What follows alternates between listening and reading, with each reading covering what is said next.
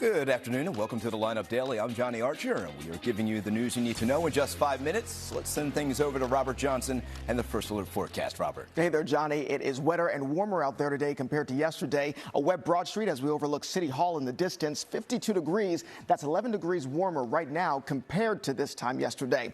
Still plenty of rain for the Delaware and Lehigh Valley, and especially so a heavier pocket of rain sliding over Dover, pushing into Millville and Vineland, New Jersey. And it's areas south and east of I-95 that will see the bulk of the rainfall through the next several hours. So as we walk you through hour by hour, here's 4:30 in the afternoon. Most, if not all of us, will be dry at that point with the rain exiting the coast, getting more sunshine by the afternoon. That'll make for a really nice sunset at around 7:17 this evening. So overnight tonight, 42 degrees, drying out, partly cloudy with the light breeze coming out of the west. Tomorrow, a brighter start, even warmer tomorrow with a high of 60 and a wind sustained out of the west from 10 to 15, though gusts as high as 25 miles per hour. And we have another weak disturbance coming through late tomorrow night to give us a few more showers. We'll talk about that even more on NBC 10 News at 4 o'clock. Johnny, back over to you. All right, Robert, thank you. We could learn more about the plan to keep Crozier Health System open in Delaware County. There is an emergency hearing scheduled this afternoon. On Friday, Pennsylvania's Attorney General Dave Sunday announced a long-term solution had been reached. Earlier this month, Prospect Medical Holdings, which owns Crozier Health, told a bankruptcy court it planned to close both Crozier Chester Medical Center and Taylor Hospital. Count on NBC 10 on air and online as we work to learn more about the plan to keep Crozier Health open. And across the country and here in our area, people are protesting possible plans to privatize the U.S. Postal Service. NBC 10's Matt DeLucia reports from the USPS main branch in University City with a closer look at how it could impact everyone.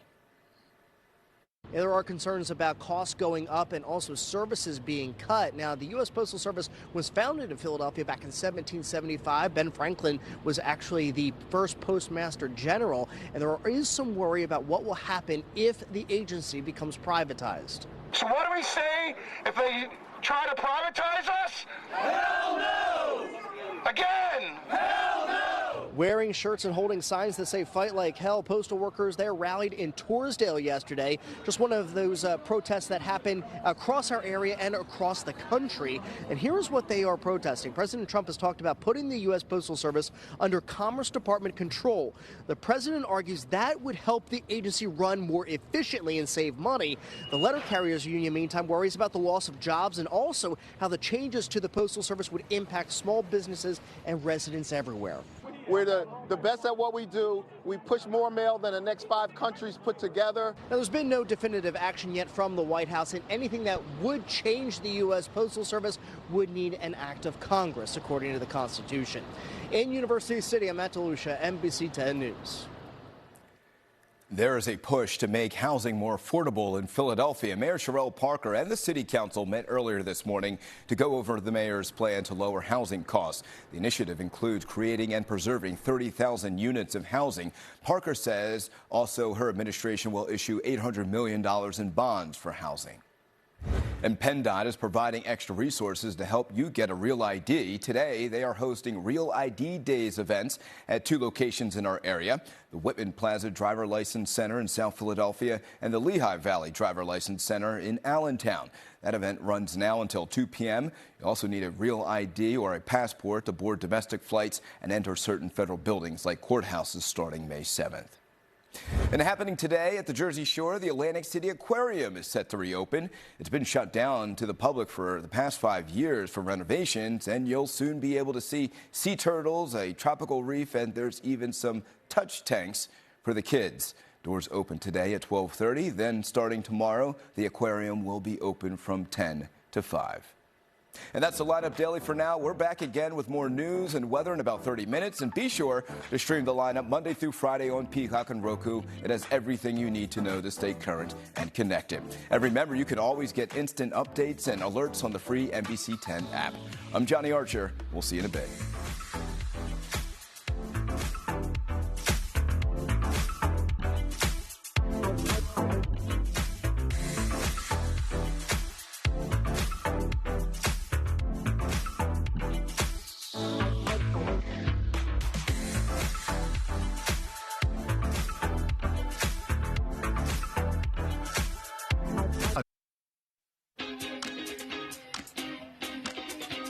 Welcome to the Lineup Daily. I'm Johnny Archer. We are giving you the news you need to know in just 5 minutes. Let's get right on over to Robert Johnson and the First Alert forecast. Robert. Hey there, Johnny. Don't put away the umbrella just yet, especially for those of you in South Jersey and in Delaware. We'll walk you through hour by hour. 3 o'clock this afternoon. Areas north and west already starting to get some sunshine. But if you're picking up kids at school, at the bus stop, especially if you are south of I-95, be aware of some rain. Some of that will be heavy at times, especially down the Jersey Shore and across the Delaware beaches. And then we will get sunshine for all of us before the day is all said and done. Here's 7 o'clock. The rain moves out and the winds of change blow in. So through this evening, some damp roads and sidewalks, but otherwise a partly cloudy sky. By 7 o'clock, 53 feels more like 50, and by 11 o'clock, 49 feels more like 46. So in our neighborhoods, 40s for the region. For Philly, 43 feels more like 40, and for the Jersey Shore, 45 feels more like 42 degrees. Tomorrow, it's a bright start, a little warmer as well, with a high of 60, winds sustained out of the west from 10 to 15,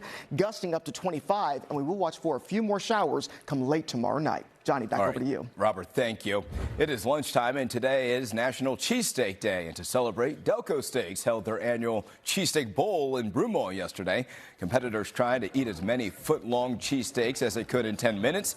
Dan Killer Kennedy scarfed down 8.5 cheesesteaks, winning him the championship belt for the 5th year in a row. We asked Kennedy about his strategy heading into the event. Try to establish a rhythm, try to, find out what works best. Obviously, the faster you can get them down, the faster you can move on to the next cheesesteak. So first thing you try to do in the first 30 seconds is establish a rhythm, and if it works, then just keep repeating it. Dan also won $1,000, and today Delco Steaks is donating proceeds to the Luciano Light Foundation. It's a nonprofit that helps grieving families pay for funerals of loved ones. While some NFL teams cry foul, Eagles fans are celebrating the most controversial play in football. Find out where you can see this giant painting of the tush push in 60 seconds.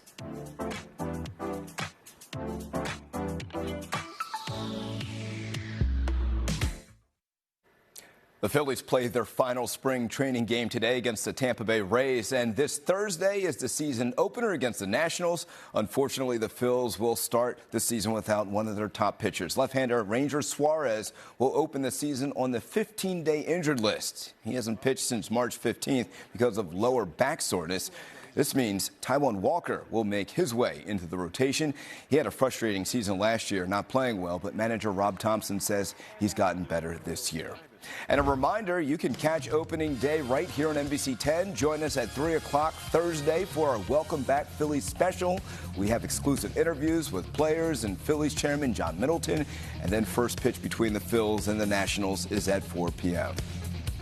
Hey, take a look at this. It's a new piece of artwork at Broad and Spruce. It's a giant rendering of the Eagles' tush push alongside the Wilma Theater. Video posted to social media yesterday shows workers pulling it up with ropes. The official title of this piece appears to be The Brotherly Triumph.